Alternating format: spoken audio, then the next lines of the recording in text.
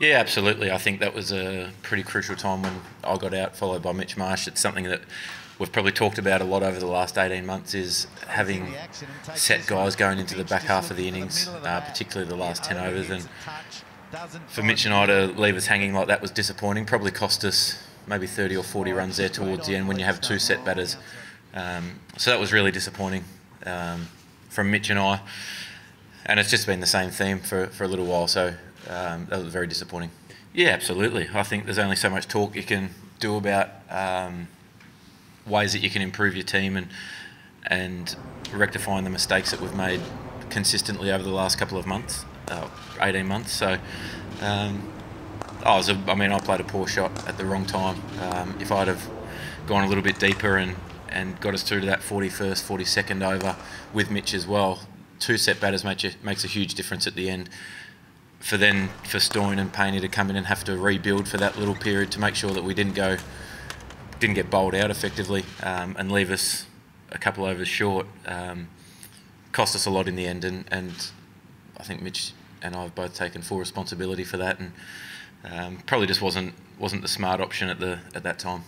I think any time that your first choice guys aren't available or a crook. We've seen it all throughout the summer from both teams. There's been quite a lot of illness, which is strange. But I mean, the guys that are coming in, Alex Carey, who will be on standby, just got a beautiful 100 last night. He's taken his game to another level. Showed a lot of promise in the last couple of years in Shield cricket, and then to come out this year when there's a lot of talk about the Ashes keeping spot and who's going to play, and the way that he put his hand up and has continued to do so for such a young guy is really impressive. So, I mean, while there's obviously Josh has gone down, Paddy during the Test match and things like that, Steve during the Test match, does cause a little bit of angst amongst the group, cause a bit of separation. Guys don't want to hang around with each other anymore in case they're spreading it on. But I mean, the guys that are there to come in and potentially take their spot if they need are in great form as well. Yeah, absolutely. I think the guys that we've got here, obviously AJ making his debut the other day, bowled beautifully in a pretty difficult time when Jason Roy was on fire. Joe Root was playing well, so the way that he held his nerve, and I think he went for 42 or 44 off his 10 overs was really impressive in that middle part.